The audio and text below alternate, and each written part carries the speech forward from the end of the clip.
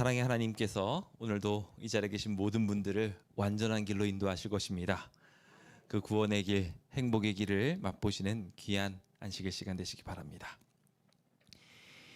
죄인이 본 최선과 하나님이 본 최선은 같을까요? 안타깝게도 그렇지 않습니다. 죄인은 항상 죄된 한계 속에서 우리의 삶의 미래를 점철합니다. 그래서 이 한계적인 모든 이야기들을 불가능으로 치부하고 죄로 돌아서는 경우들이 꽤나 많지요. 간단한 예를 들어 우리가 당장 아주 커다란 시련 앞에 놓이게 될 때 그 시련을 두고 하나님께 충성할 것이냐 그렇지 않을 것이냐 문제가 아니더라도 앞서 오늘 서두에도 말씀드린 것처럼 아주 작은 시련이 눈앞에 있다 할지라도 갖은 핑계와 방법들을 만들어내면서 하나님께 충성하는 것보다도 충성하지 않은 일들을 선택하는 경우들이 참 많더라는 것입니다. 나는 이러이러한 핑계가 있으니까 라는 이야기들은 그리스도인에게 맞은 변명거리가 될 수가 없습니다. 왜냐하면 우리에게는 예수 그리스도라는 놀라운 치트키가 다 있기 때문에 그렇습니다. 대단한 성의를 보여야 예수 그리스도께서 우리를 구원하러 오시는 것도 아닙니다. 그냥 힘들고 어려울 때 예수님의 이름을 외치기만 해도 주님은 우리에게 구원이 되어주십니다. 이 놀라운 치트키를 왜 사용하지 않으시려 하십니까? 주님의 이름으로 승리하기로 결심하는 주의 백성 되시길 간절히 바랍니다.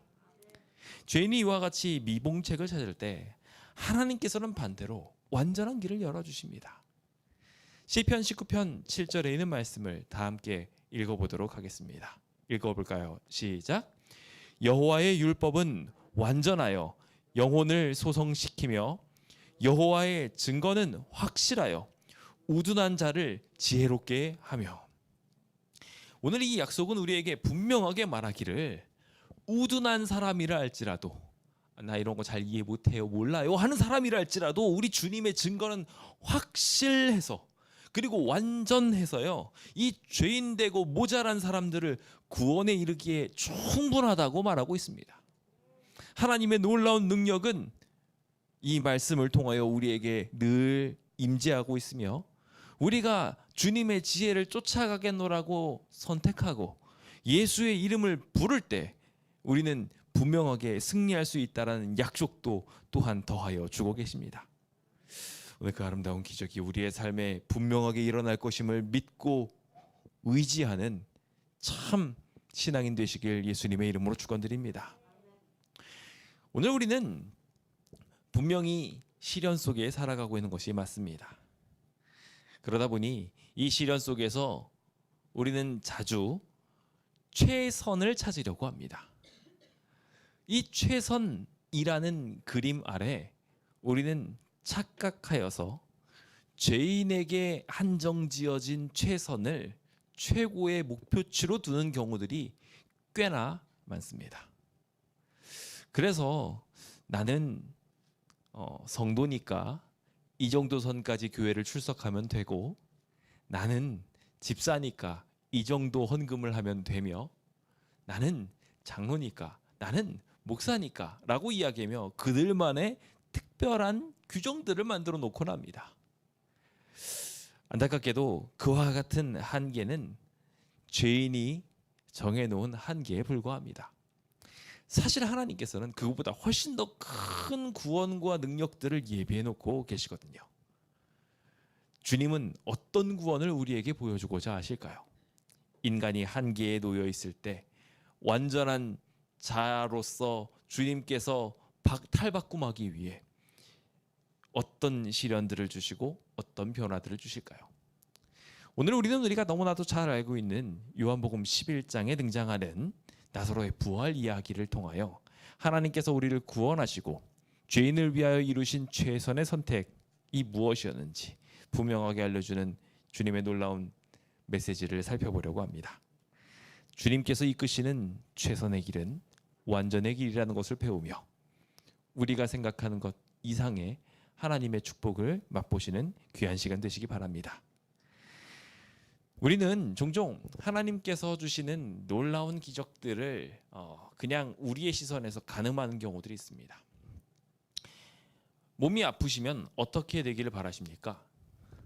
제가 지금 딱 빨리 나았으면 좋겠다라고 생각하는 그 병자들의 마음을 잘 알고 있습니다. 요즘에 본의 아니게 제가 무릎으로 살아가고 있습니다. 다리로 못 걸으니까 무릎으로 기어다닙니다. 참 겸손해졌고요. 항상 미안합니다. 저를 이렇게 만들어주신 하나님께 감사드립니다. 그런데 제 주변이 피해를 보는 걸 보면 빨리 나았으면 좋겠다는 생각을 합니다. 그러다 보니 제가 빨리 쾌유를 주님께 빌고 또 그것을 기도의 응답처럼 생각하곤 하였습니다. 근데 제가 이번에 병원을 갔는데 지난번에 분명히 4주 진단을 받았는데 이번엔 6주 진단을 하는 겁니다. 많이 부었다고 이야기하면서 일주일이 지났음에도 불구하고 아직도 많이 부었네요 라고 이야기하며 염증이 좀 많이 심하게 드러나고 있는 것 같다고 이야기합니다. 그 중에 참 다행인 것은 하나님께서 수술 안 해도 된다고 알려주신 겁니다. 참 다행이죠. 수술은 안 해도 되는 것 같아요. 그런데 안타깝게도 염증 수치가 너무 심하다 보니까 제가 다리를 좀 낮추고 있거나 이런 일들에 바로바로 불편을 겪게 됩니다. 왜 그런고 하고 보니까 제 몸을 제가 함부로 다뤘더라고요. 그냥 잠시라도 다리를 더 올려놓고 그냥 아무것도 하지 않고 있어야 되는데 그 시간이 아깝다고 계속 제가 시간을 함부로 썼던 모양입니다. 그런데 제가 이렇게 바라는 것이 분명하게 있음에도 불구하고 하나님께서 그것과 반대되는 것을 주셨을 때 제가 그것을 보고서 한켠으로는 실망했지만 바로 곧장 이어서 하나님께서 놀랍게도 제 다친 다리를 이용해서 하나님의 사업을 하시는 것을 발견하게 됩니다. 제가 다리가 불편한 상황에서 조합과 관련된 일들을 처리를 하는데 정말 제가 다행히도 이 다리를 다침으로 인해서 그 기한에 맞춰서 하지 못한 일들에 대한 변명거리가 되었습니다. 그리고 오히려 그 문제가 잘 해결되어져서 오히려 더 조합과 더 깊은 이야기를 나눌 수 있는 기회가 되기도 하였죠. 하나님은 저희가 알지 못하는 방법을 통해 가지고 일하십니다. 저희가 생각한 것 이상의 능력들을 두시려고 하고요. 그 가운데 더 깊은 목표를 이루려고 하십니다. 오늘 우리가 살펴보게 될 요한복음 11장에도 이와 같은 이야기들이 등장합니다. 그래서 그 이야기들로 함께 들어가 보도록 하겠습니다. 자, 요한복음 11장입니다. 요한복음 11장에 보면은 이런 이야기가 등장합니다. 어떤 병자가 있으니 이는 마리아와 그 자매 마르다의 마을 베다니에 사는 나사로라. 여기 이 나사로에 대한 이야기들을 이야기하는데 우리가 잘 아는 것처럼 이 나사로는 병에 걸렸습니다. 그냥 병이 아니라 죽을 병에 걸렸습니다. 아픈데 이거 그냥 아픈 게 아닌 것 같은 거예요. 오죽 걱정이 됐으면 이 예수님을 사랑하는 마리아와 마르다가 예수님의 목숨이 위험하다는 것을 알면서 유대에 오면 제자들이 반응했던 것처럼 예수님이 죽을 수도 있는 상황이라는 것을 알면서도 너무 급하니까 예수님께 예수님 좀 와주십시오 라고 이야기할 정도로 범상치 않은 고통을 겪고 있었던 것 같습니다. 사실 이 가정은 예수님의 특별한 사랑을 받고 있었던 가정임에 분명합니다. 영감의 말씀에 따르면 다른 곳에서는 그들이 편협한 시선과 각종 오해들을 가지면서 이야기를 들었기 때문에 예수님께서는 하고 싶으신 말씀을 다 하실 수 없고 비유로 말씀하실 수밖에 없었다고 기록하지만 그럼에도 불구하고 여기 등장하는 이 가정은 진실한 마음으로 그 말씀 모든 것을 받고 그것을 밝히 이해하는 사람이었기 때문에 주님께서는 이곳에서 쉬실 수 있었다고 말하고 있습니다. 저는 이 쉬셨다라는 개념에 대해서 제가 분명하게 여러 번 말씀드린 그 개념을 분명하게 도입했음을 전 발견하게 됩니다. 쉬는 거는 아무것도 안 하고 그냥 가만히 있는 게 아니라 예수님께서는 이곳에서 원형을 회복하신 겁니다. 선교의 원형을 회복하셔서 원래 예수님께서 밝히 전하셨어야 될 말씀을 비로소 이 자리에서나 말씀하실 수 있었던 겁니다. 그러다 보니 실제로 그 모습이 그대로 등장하죠. 마리아와 마르다가 있는 상황에서 예수님께서 바쁜 일정을 보내고 난 다음에 여기에 오셨음에도 불구하고 영광의 말씀 분명히 그 시간이 힘들고 지친 시간이었습니다. 그런데도 불구하고 여기 딱 도착했을 때 마르다는 열심히 음식을 위해서 봉사하고 있고 마리아는 그 곁에서 말씀을 들었다고 기록하고 있습니다. 그러니까 예수님께서는 뭐 하면서 쉬고 계셨어요? 그냥 아무것도 안 하고 누워 계셨던 거 아닙니다. 대접받고자 해서 그 음식을 먹고자 하셨던 것도 아닙니다. 예수님이 정말 좋아하셨던 거는 마르다가 온 양식보다도 내가 주는 이 양식을 여기 있는 마리아가 먹는 게 더 좋았던 겁니다. 주님은 그렇게 쉬실 수 있는 가정을 바라셨고 그래서 베다니로 향하셨습니다. 이 베다니는 바로 그곳이었으며 나사로는 예수님의 신실한 제자였습니다. 이 제자에 대한 죽음의 그림자는 예수님의 마음에 깊은 근심거리로 자리 잡을 수도 있었을 것입니다. 사랑하는 사람이 아프다는 것 무거운 일이지 않습니까? 설령 그가 나아서 회복한다라는 것을 안다 할지라도 마음이 아픕니까 안 아픕니까? 아프잖아요. 우리가 그 뭐 발가락 다리 접질렸다고 해서 사람 죽습니까? 아니잖아요. 그런데 다친 거 보고 마음 아파하잖아요. 그렇죠? 그와 마찬가지로 예수님께서도 이 나사로를 생각할 때 마음이 무겁고 아프셨을 것입니다. 그런데 주님께서는 왜인지 이 나사로의 고통을 외면하시는 것처럼 보입니다. 왜일까요? 그 내용 중에 하나를 먼저 2절에서 발견하게 됩니다. 예수님의 시점은 현재에 가 있지 않고 미래에 가 있었기 때문이었습니다. 현재에 충실했다면 여기 2절에 등장하는 이 속에는 있을 수가 없습니다. 사실 요한복음 11장 사건보다 요한복음 12장 사건은 한참이나 뒤에 일어난 일입니다. 요한복음 11장에 등장하고 있는 사건 우리가 잘 알고 있는 것처럼 이제 그 나사로의 부활 이야기인데요. 12장에는 향유옥합 이야기가 나옵니다. 그런데 그 향유옥합을 아직 붓지도 않았는데 2절에서는 마리아를 소개하고 나사로를 소개하면서 향유옥합 사건을 언급하고 있습니다. 사복음서에 모두 등장하고 있는 분명한 사건이기 때문에 더 유명해서 소개하기에 좋아서 끌어당긴 것도 있지만 동시에 예수님의 시점이 놀라운 기적의 그 미래 시점에 맞춰져 있었다는 것을 확인할 수 있었던 것입니다. 주님께서는 이와 같이 이 미래 사건을 두시고 이 섞인 군중과 다른 깊이 있는 경험을 하고 그를 위해 예비된 이 사람들을 활용하셔서 주님은 더 놀라운 기적을 이루고자 하셨습니다. 저는 그런 의미에서 하나님의 백성이 하나님과 가까워지면 가까워질수록 더 큰 시련을 만날 수 있다고 말씀드리고 싶습니다. 뭐라고요? 하나님과 가까워지면 더 편해져야 되는데 더 시련을 겪는다고요. 뭐라고요? 좋으세요, 싫으세요? 다들 웃으시네요. 주님께서 그렇게 하시는 이유는 그들이 감당할 만한 일이기 때문에, 그리고 그것이 그들에게 더 큰 유익이 되기 때문에입니다. 오늘 우리에게 더 큰 미래를 두고 더 큰 교제로 삼으신 하나님이 우리에게 조금 큰 시련을 주신다는 것에 대해서 분명하게 이해하고 넘어가게 되시길 예수님의 이름으로 축원드립니다. 그들은 이 모든 사실을 밝히 이해하고 알고 있는 사람이었습니다. 그들의 믿음을 분명하게 활용할 수 있는 사람이었고 이 시련 중에도 예수님을 끝까지 잘 붙들 수 있는 사람이라는 것에 대한 확신이 있으셨습니다. 그래서 다른 사람들 같으면 조금만 아파도 달려가서 치료해 줬어야 했을지 모르지만 여기 이 나사로는 죽을지라도 외면하셔도 됐던 것입니다.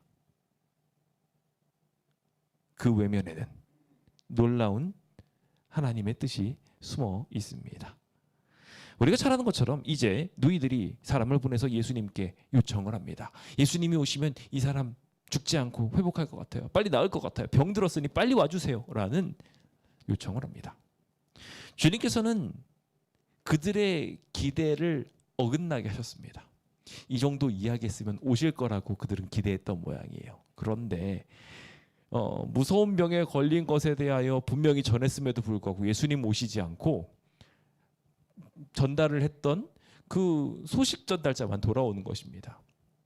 제가 예전에 이 부분에 대해서 잘못 생각했던 부분 중에 하나가, 여기 이 사람들이 아무리 서둘러봤자 예수님 못 오셨을 거야 라고 생각했는데 그게 아니더라고요. 왜냐하면 여기 급히 파송을 했던 이 파발자는 먼저 도착을 했거든요. 그러니까 예수님도 불이 나게 다 버리고 달려오셨으면 도착하실 수 있었습니다. 근데 예수님 그렇게 하지 않으셨어요. 그러니까 이것은 어쩔 수 없는 상황을 예지하시고 하신 행동이라기보다는 일부러 고의적으로 하신 일이었던 것입니다. 왜 이 일을 고의적으로 허락하셨을까요? 주님께서는 이것에 대하여 말하며 이 병은 죽을 병이 아니라 라고 이야기하며 이 죽을 병을 통해서 생겨날 영광에 대하여 이야기하시는 것을 보게 됩니다. 하나님께서는요, 오늘 우리에게 일어난 어떠한 일도 우리를 부수지 못한다는 것을 알고 계십니다. 그래서 우리가 어떠한 큰 희생을 감내하는 것을 통하여 하나님께 영광을 돌릴 수 있는 기회가 있음을 알라고 말씀하고 계십니다. 저는 그런 의미에서 매번 말씀드리지만 순교라 할지라도 우리에게 복이라고 말씀드립니다. 주변 사람들은 뭐 비명횡사니 뭐 이런 이야기들을 아무리 말한다 할지라도 저는 최고의 복 중에 하나가 순교라고 생각합니다. 아직도 말이지요. 오늘 우리가 그 귀한 소망 안에 살게 되길, 그것을 간증으로 삼게 되길 간절히 바랍니다. 주님은 왜 이것을 그렇게 복이라고 말씀하셨을까요? 전 그 이면을 잠깐 살펴보기 위해서 주님께서 더 큰 기적의 길을 위하여 이틀을 유하셨던 이 상황을 잠깐 보려고 합니다. 주님께서 이틀 동안 여기에 더 봉사하시는 이야기가 등장하는데요. 그 봉사하시는 동안에 참 흥미롭게도 주변 사람들의 눈에는 예수님이 나사로에 대해 언급조차 하지 않는 것을 보고 침례 요한처럼 외면해 버리시는 건 아닌가라고 이야기하며 사랑의 예수님을 오해하고 있었을 때 예수님께서는 도리어 이 제자들과 더 가까이 있었고 그들의 모든 모습들을 보셨음을 영감의 말씀을 통하여 볼 수 있었습니다. 그 제자들은 이 병이 죽을 병이 아니라는 이야기를 듣고 그래 회복할 거야 하고 끊임없이 믿으며 위로하고 힘을 줬는데 결국 어떻게 됩니까? 나사로는 죽습니다. 사실 이 모든 상황들, 이틀을 유하시는 상황들 정말 우리 입장에서는 이해할 수 없는 답답한 길이었습니다. 그런데 우리의 삶에도 이러한 순간들이 있다는 거 알고 계십니까? 사실 이틀이 아니라 2시간만 우리를 이렇게 답답하게 만들어도 정말 정신이 하나도 없는 경우들이 참 많습니다. 복잡한 일이 생겨서 급박한 일이 생겨서 나의 마음을 흔들어 버린 일들이 생길 때 우리는 그 시간이 왜 이렇게 길게 느껴지고 힘든지 모르겠지요. 근데 하나님께서는 그 시간을 우리한테 허락하셔요. 왜요? 우리에게 유익이 되니까요. 제자들을 결단코 버리지 않고 도리어 구원하신다는 것을 확증하시기 위한 이 기적의 길이 바로 사실 이 이틀 속에 있었던 것입니다. 저는 이 이틀의 이면 속에 있는 답변을 예수님께서 어떻게 답변하시는지에 대해 주목해 봅니다. 요한복음 11장은 이렇게 말합니다. 주님께서는요, 낮과 밤이라는 뜬금없는 이야기를 하십니다. 유대로 다시 돌아가자라고 이야기하시면서 갑자기 낮과 밤에 대한 이야기를 하시는 거예요. 이게 무슨 얘기일까요? 낮에 다니면 실족하지 않고 밤에 다니면 다친다는 얘기입니다. 너무나 당연한 이야기, 이 예시를 통하여 우리한테 주님께서 하시고자 하시는 말씀은 해가 있는 곳, 즉 하나님이 뜻이 있는 곳에 내가 있어야 된다는 이야기입니다. 예수님께서는 아직 이곳에서의 사역이 마무리되지 않으셨습니다. 페레아 지방과 이방 사역들이 아직 진행 중이었어야 했으며 그곳에 하나님의 복음이 필요한 사람들이 있었습니다. 그렇기 때문에 주님께서는 그 사역을 위하여 이틀을 더 유하실 수밖에 없으셨던 것입니다. 왜요? 하나님의 뜻이 거기 있으니까요. 굉장히 중요합니다. 내 고통이나 주변 사람들의 아픔보다도 먼저 하나님의 뜻이 거기 있느냐 없느냐가 더 중요하다는 것입니다. 내가 하나님께 충성하는 것을 통하여 주변이 피해를 볼 수도 있습니다. 고통을 당할 수도 있습니다. 하지만 더 필요한 것이 어딘지 아는 것이 그리스도인의 지혜입니다. 하나님께서는 하나님의 백성이 있어야 될 곳을 분명하게 지정해 두셨습니다. 예수님께서는 그래서 마음으로는 나사로를 고치고 싶으셨지만 그분의 이정표와 하나님의 뜻에 의거하여 움직이셨습니다. 그리고 거기에는 항상 최선의 답이 있었습니다. 더디 이루어진 것처럼 보였지만 완전한 길이 그곳에 있었던 것입니다. 주님께서는 이제 유대로 돌아가시려고 하십니다. 유대로 돌아가는 길 또한 마찬가지로 난제들이 있었습니다. 방금 전에도 예수님은 유대인들에 의해서 반대를 당하시고 이방이었음에도 불구하고 그곳에 남아있던 유대인들이 예수님을 돌로 치려고 했습니다. 그런데 이제 유대인들이 득실득실한 곳으로 가시겠다는 거예요. 그러니 주변 사람들이 보기에는 이거 어리석은 일처럼 보입니다. 그런데 말입니다. 하나님의 빛이 유대로 향하고 있으면 어떻게 해야 될까요? 쿠오바디스라는 말이 있죠. 예, 우리 다들 잘 아시는 이야기. 베드로가 물어본 이야기입니다. 주님 어디로 가십니까? 근데 죽으러 간다는 이야기를 듣고 그래 나도 죽으러 갈게요 하고서 베드로가 따라가는데 주님이 있는 곳으로 가서 내가 순교하겠다는 결심을 가지고 가는 그 길 이야기에 쿠오바디스 주여 어디로 가시나이까? 라는 질문입니다. 예수님은 그 질문을 항상 하시며 하나님의 뜻이 있는 곳으로 걸어가셨습니다. 유대가 비록 자신의 목숨을 앗아갈 곳이라 할지라도 예수님은 가셔야 했던 것입니다. 그 길을 그 이정표로 하나님께서는 걸어 나가셨습니다. 그 일정 중에 하나가 나사로의 일정이었습니다. 사실 나사로를 살리는 일은 예수님이 간절히 바라시는 일이기도 했지만 예수님의 죽음을 앞당기는 일이기도 했습니다. 우리가 지난 시간에 살폈던 부자와 거지 나사로의 이야기에서 나사로를 살려주라는 얘기가 나오지 않습니까? 그 이야기를 하고서 얼마 지나지 않아 일어난 사건이 이 사건입니다. 그러니 얼마나 더 득달같이 유대인들이 반응을 했겠습니까? 나사로를 부활시켜서 너한테 증거한다 할지라도 너희들 듣지 않을 거다라는 이야기를 실제로 이루시는 사건을 향하여 지금 걸어나가고 계셨던 것입니다. 그런데 그 상황 중에서 이제 주님께서는 분명하게 유대로 가야 된다고 말하고 있습니다. 자신의 목숨을 단축시키는 곳이라 할지라도 거기에 하나님의 뜻이 있으니까 난 거기 가야 된다고 말하며 걸어나가셨던 것입니다. 나사로를 왜 치료 안 하셨냐고요? 네, 하나님의 더 커다란 그림이 있으셨으니까요. 동시에 하나님의 뜻이 비추는 시간대가 아직 이르지 아니했기 때문에 그렇습니다. 예수님은 자주 말씀하셨습니다. 아직 내 때가 이르지 아니했다는 말입니다. 어쩌면 우리 교회에 있어서도 적절한 시기와 때가 있는지 모릅니다. 아직 그 때가 이르지 아니한 것일 수도 있는 것이죠. 여러분들 개개인에게 있어서도 동일한 일들이 생겨날 수 있습니다. 하나님의 뜻이 아직 이르지 않은 것이죠. 우리가 서둘러서 하나님을 앞서서 가게 된다면 유대인들이 말하는 바보, 앞서가는 자가 되어버리고 말 것입니다. 하나님의 인도를 따라가는 사람이 되시길 간절히 바랍니다. 주님은 그렇게 가심으로 결국 승리의 길을 걸으셨던 것입니다. 우리도 그렇게 주님께서 가셨던 방법대로 함께 걸어나가게 된다면 실수와 실패가 없는 삶이 되게 될 것입니다. 죄인들은 안타깝게도 이와 같이 죄된 생각 아래에 죄된 결과만 한계지어서 생각합니다. 아프면 회복하는 게 좋겠고 그리고 힘들면 그 힘든 게 사라졌으면 좋겠다고 생각합니다. 우리 모두가 그것을 바랍니다. 그래서 가난한 사람들은 다 부자가 되고 싶어 하지요. 그런데 안타깝게도 그렇게 되면 하나를 못 가요. 부자가 되어서 더 편안해져서 많은 것들을 가지면 하나님께 더 충성해야 되는데 그러지 못하는 경우들이 많거든요. 동일하게 건강을 가지고서도 똑같이 엉뚱한 일을 하는 경우들이 있습니다.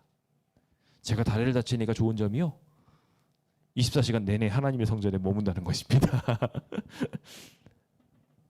오늘 우리가 주님 안에 더욱 가까이 있을 수 있게 하기 위해 하나님께서 하시는 장치는 무엇인지 우리 함께 곰곰이 생각해 봅시다.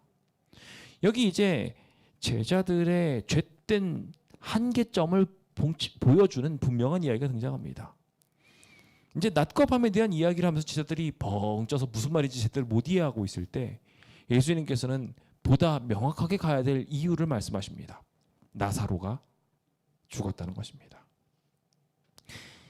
나사로가 잠들었다는 이야기를 그래서 주님께서 하시는데 제자들은 그것을 이해하지 못하고 분명히 잠든다는 것에 대한 여러 번의 가르침이 있었음에도 불구하고 심지어 부활을 2번씩이나 시키는 일들이 이미 있었음에도 불구하고 제자들은 이것을 제대로 이해하지 못하고 잠들었으면 낫겠습니다 라는 생각을 합니다.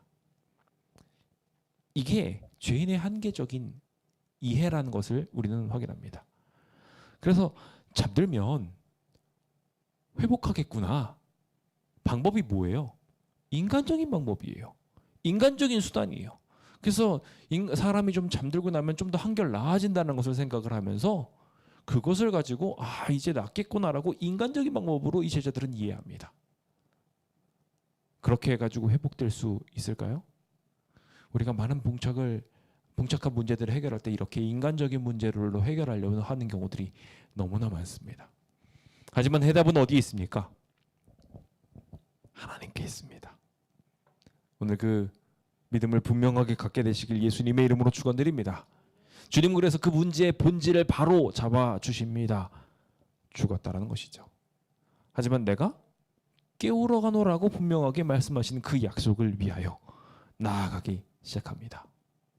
여기서 아주 흥미로운 이야기를 하시는데요. 주님께서는 내가 거기 있지 아니한 곳으로 인해서 내가 기뻐한다고 말씀하십니다.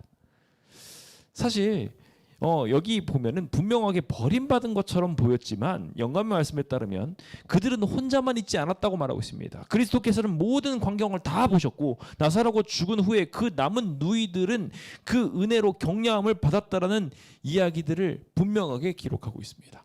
주님이 함께 하셨다라는 모든 증거들을 그들은 발견할 수 있었던 것이죠. 주님은 이 고통과 고난의 시간 속에 더 가까이, 더 깊이 함께하고 계셨던 것입니다. 그런데 안타깝게도 죄인들은 시선이 현실에 머물러 있어서 내가 고통을 받고 있으면 거기서 끝인 줄 알고 거기서 한계점으로 봉착해 있는 것으로 답답해하는 경우들이 참 많습니다. 아니요. 하나님은요. 고통이 더 깊은 곳에 더 깊이 하나님께서 함께 하십니다.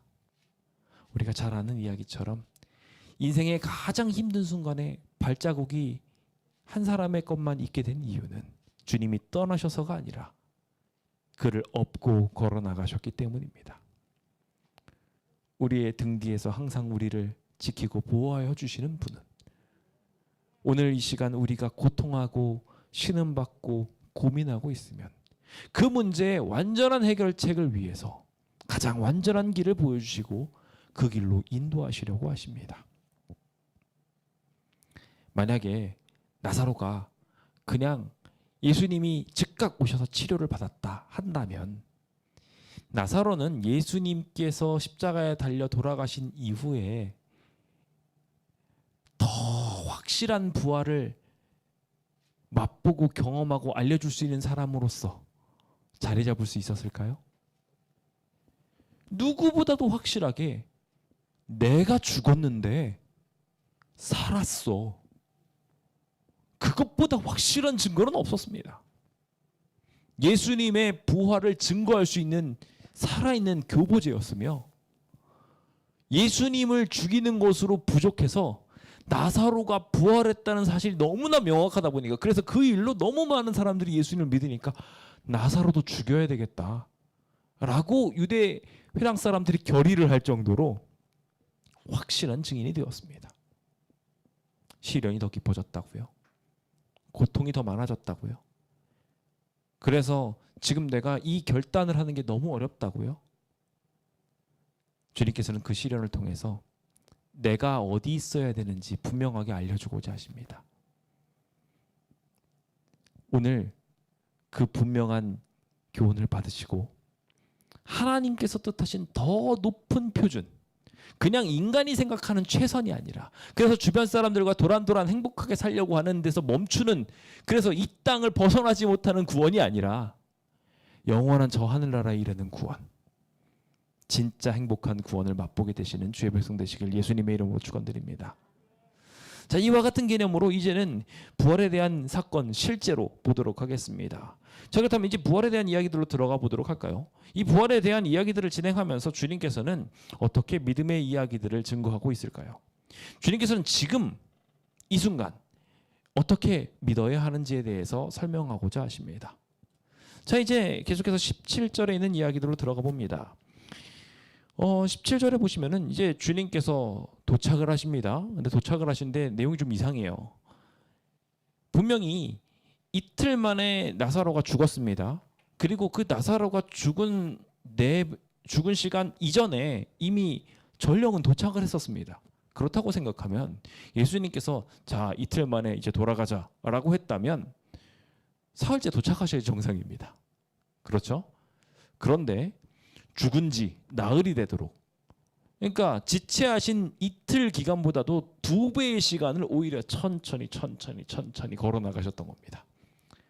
왜 그러셨을까요?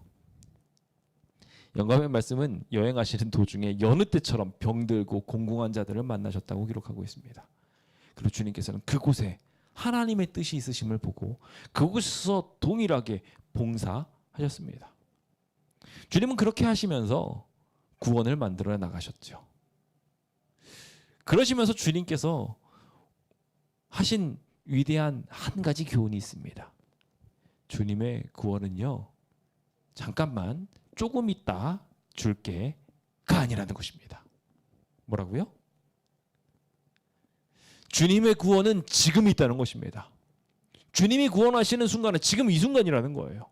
다른 사람에게 있어서는 더디 이루어진 것처럼 보이지만 그 더디 이루어진 그 순간도 사실 지금 이루어지는 구원 속에 포함되어 있는 시간들입니다. 그래서 주님께서는 그 이정표에 의해서 계속 움직이면서 구원을 지금 이뤄가고 계셨던 것입니다. 베다니로 향하고 있는 그 순간에도 계속 주님은 지금 구원을 이루면서 가셨고 여기 도착해서 또 동일한 사역을 하십니다. 어떻게 그 지금이라는 기적이 이루어진 것일까요? 자, 그 사실을 한번 살펴보겠습니다. 여기 21절에 보면은 마르다가 이제 드디어 예수님을 만납니다. 마르다가 예수님 오셨다는 소식을 제일 먼저 듣고 달려나가서 한 말은 뭐였냐면, 여기 계셨으면 내 오라버니가 죽지 않았을 것입니다 라고 한 말이었습니다. 이거는 원망처럼 들리지만 한편으로는 믿음입니다. 그렇죠? 예수님 여기 계셨으면 안 죽었을 텐데 아쉽습니다라는 말이기도 했지요. 그런데 참 신기한 것은 거기서 이 여인의 말이 끝나지 않습니다. 이것이 원망이 아니라는 것에 대해서 저는 확신을 갖는 것이 그 다음 절 때문에 그래요. 그러나 라고 이야기하며, 나는 이제라도 주께서 무엇이든지 하나님께 구하시는 것을 하나님이 주실 줄을 아나이다. 아멘이십니까? 와우, 엄청난 믿음이에요. 마리다를 보면서 마르다 그 못 기다리고 일하고 있었던 여인으로 생각하지 마십시오. 마르다 굉장한 믿음을 가졌던 사람이었어요. 지금 이 순간에도 자신의 정말 사랑하는 하나밖에 없는 오빠가 죽었는데 그것을 보고서도 주님을 원망하기는커녕 하나님께서 커다란 이정표를 가지고 무엇이든지 이루시려고 하면 이루실 수 있다는 것을 믿고 간증했던 것입니다. 주님은 이 간증을 듣고 이렇게 말씀하십니다. 내 오라버니가 다시 살아나리라. 자, 여기 다시 살아난다는 얘기는 영감의 말씀에 의하면 분명하게 지금 시제를 말하는 게 아닙니다. 뭐라고요? 우리는 이 말씀을 보면서 흔히들 이렇게 기대하고 생각했습니다. 내 오라비가 다시 살아나리라 라는 이야기를 한 게 뭐라고 생각하기 쉽냐면 예수님께서 잠시 후에 나사로를 살리실 걸 생각하면서 그걸 선포하신 거라고 생각했어요. 그래서 그 이야기를 믿지 못하는 마르다가 아니요, 그런데 내가 미래에 그런 일들이 일어날 거예요 라고 생각했던 그런 동문서답한 이야기로 생각하기 쉬운데요, 영감의 말씀은 그렇게 말하고 있지 않아요. 마르다 제대로 이해한 거고요, 예수님도 제대로 말씀하신 거예요. 무슨 말씀을 하셨냐면 미래에 다시 부활할 사건, 늘 이 마르다와 이야기하면서 장차 예수님이 다시 오실 것과 재림하실 것과 그 부활의 순간에 모든 의인들이 다시 살아날 것에 대한 약속을 확인하고 믿는다고 고백했던 것입니다. 이게 구원이었습니다. 이게 지금 이루어진 구원이었어요. 우리는 착각합니다. 혈루병 걸린 여인이 받은 구원의 시점이 옷깃을 만졌을 때라고 말입니다. 그런가요? 안타깝게도 틀렸습니다. 왠지 아세요? 옷깃을 만졌을 때는 치료를 받은 거예요. 근데 주님께서는 그 여인에게 언제 구원받았다고 이야기냐면 내 믿음이라고 이야기하면서 그녀의 믿음을 고백하게 되었을 때 비로소 구원을 선포하셨어요. 구원은요, 육체와 관계가 없어요. 그래서 반대로 지붕 뚫고 내려왔어요. 병자가 지붕 뚫고 내려왔는데 주님께서는요, 아직 육체를 회복도 못했는데요, 내 믿음이 하면서 벌써 이미 구원을 선포하십니다. 이해되셨습니까? 지금 주님께서는 현재의 구원을 설명하고자 하셔요. 근데 우리는 안타깝게도 자꾸 우리 현실이 뭔가 바뀌어야 구원받는다고 생각을 합니다. 아니요, 현실은 계속 낭떠러지로 떨어질 수도 있고요, 더 어려워질 수도 있어요. 남들이 손가락질하는 상황에 놓일 수도 있지만 그 가운데 구원이 있을 수 있다는 것을 분명하게 기억하시기 바랍니다. 주님은요, 계속 ing 진행형인 구원을 선물하십니다. 어느 순간 우리가 시련에 빠져서 고통당하고 있을 때, 괴로움에 빠졌을 때, 그때는 잠시 하나님이 없는 구원이 아니라 계속 ing인, 계속 진행형인 구원을 우리한테 선물하고자 하신다는 것입니다. 지금 이 여인들은 정말 큰 고통에 들어가 있었습니다마는 주님의 구원에 가장 가까웠습니다. 그녀는 말하기를 네, 살아나실 줄을 믿습니다라고 고백합니다. 그리고 주님께서도 나는 부활이고 생명이니 나를 믿는 자는 죽어도 살겠다고 약속하십니다. 그 약속을 의지하고 주여 그러하여다, 주는 그리스도시요 세상에 오시는 하나님의 아들이신 줄 내가 믿나이다, 아멘이라고 말합니다. 이 멋진 고백을 시련 중에 있지만, 현실은 하나도 안 바뀌었지만 지금 이루어지는 ing 구원을 통하여 믿게 되시길 예수님의 이름으로 축원드립니다. 상황은 더 꼬일 수도 있고 더 어려워질 수도 있습니다. 하지만 주님은 여전히 우리의 구원 되십니다. 예수의 구원의 시점은 미래로부터 찾아오는 지금의 축복이기 때문에 그렇습니다. 우리는 승리를 약속받은 사람입니다. 그 약속을 의지하며 지금 현실 기쁘게 찬송하면서 살아갑시다. 자, 그런데 안타깝게도 여기 그와 좀 반대적 상황에 놓인 상황에 빠진 이들이 있습니다. 어떤 이들은 마리아가 그렇다고 하는데 아닙니다. 마리아도요 똑같았어요. 저는 마리아 이제 마르다가 확신을 가지고 믿음의 안심을 받고 이제 마리아를 찾아갑니다. 마리아도 슬펐겠죠. 마리아도 막 시리에 빠져서 슬퍼하고 있었습니다. 그때 딱 갔을 때 이제 돌아가서 가만히 그의 자매 마리아를 불러옵니다. 이 가만히라는 상황은 예수님을 얼마나 이 마르다가 배려했는지를 알려주는 대목입니다. 행여나 예수님이 위험에 빠질까 조용히 말했던 것입니다. 그 목적은 이루어져서 왜 마리아가 일어나서 가는 줄 아무도 몰랐습니다. 그런데 예수님을 만나기 위해 쫓아가는 모습을 보고 울러가나 보다 하고서 쫓아가는 무리들이 있었죠. 자, 이제 마리아가 이 사람들을 떼놓고 가고 싶었는데 안타깝게도 그러지 못했습니다. 그 상황이 왜 그렇게 이루어졌는지, 마리아는 도대체 왜 급히 움직였는지에 대해서 영감의 말씀은 아주 핵심적인 말을 전해주고 있는데요. 자, 기별을 듣자 마리아는 급히 일어나 그의 얼굴을 유심히 쳐다보고, 그는 마르다입니다. 마르다의 얼굴을 유심히 쳐다봤다고 했어요. 왜 쳐다봤을까요?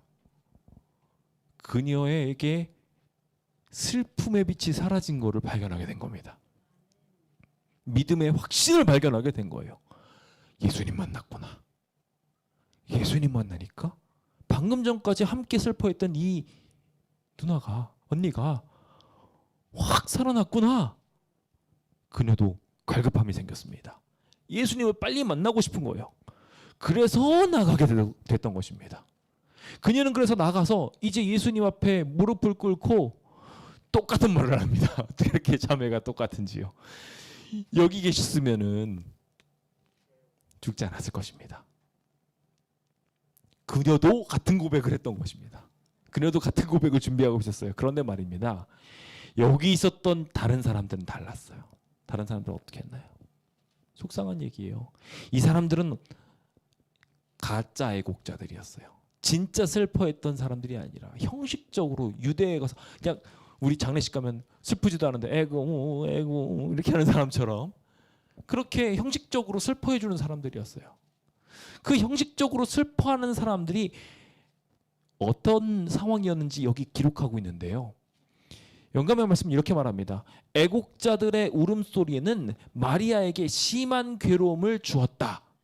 왜냐하면 그는 조용히 예수와 따로 몇 마디 이야기를 나누고 싶었기 때문이었다. 뭐라고요? 지금 이 마리아는 예수님과 깊이 있는 대화를 하고 싶었어요. 그런데 지금의 회복에 집중하지 않는 사람들, 지금의 구원에 집중하지 않는 사람들이 그 만남을 방해하고 있었던 거예요. 예수님을 죽일 수도 있었고 동시에 예수님의 가마스러운 말을 그대로 말씀하지 못하도록 막아선 것입니다. 만약에 이 사람들이 같이 있는 상황에서 나는 부활이요 생명이니 나를 믿는 자는 죽어도 살겠고 마르다와 같은 똑같은 약속의 말씀을 하셨다면 어떻게 됐을까요? 예수님 그 자리에서 신성모독으로 돌 맞아서 죽으셨을 겁니다. 누가 이걸 막고 있었어요? 누가 이 믿음의 고백을 듣지 못하게 했고 누가 이 기쁨을 맛보지 못하게 하였습니까? 안타깝게도 이 죄인의 한계에 봉착해서 이 현실에 안주했던 사람들입니다.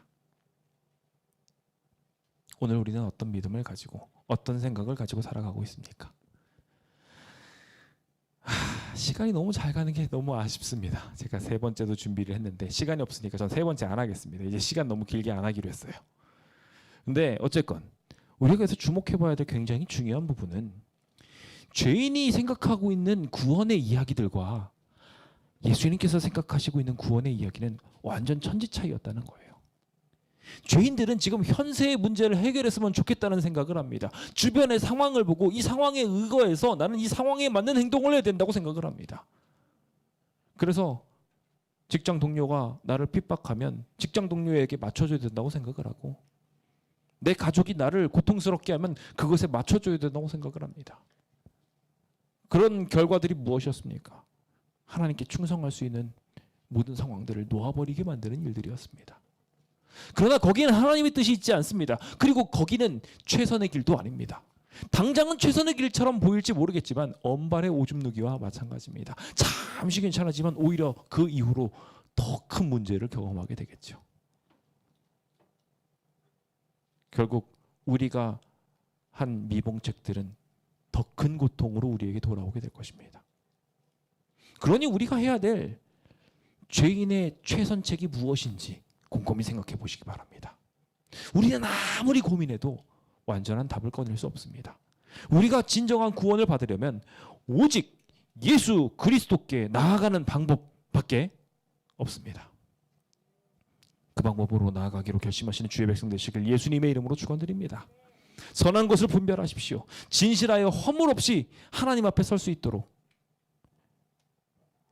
완전한 길을, 하나님이 이끄시는 길을, 지금 현세에는 더 큰 고통이 혹 온다 할지라도 그 이후에 있는 찬란함을 생각하면서 믿음으로 한번 걸어가 봅시다.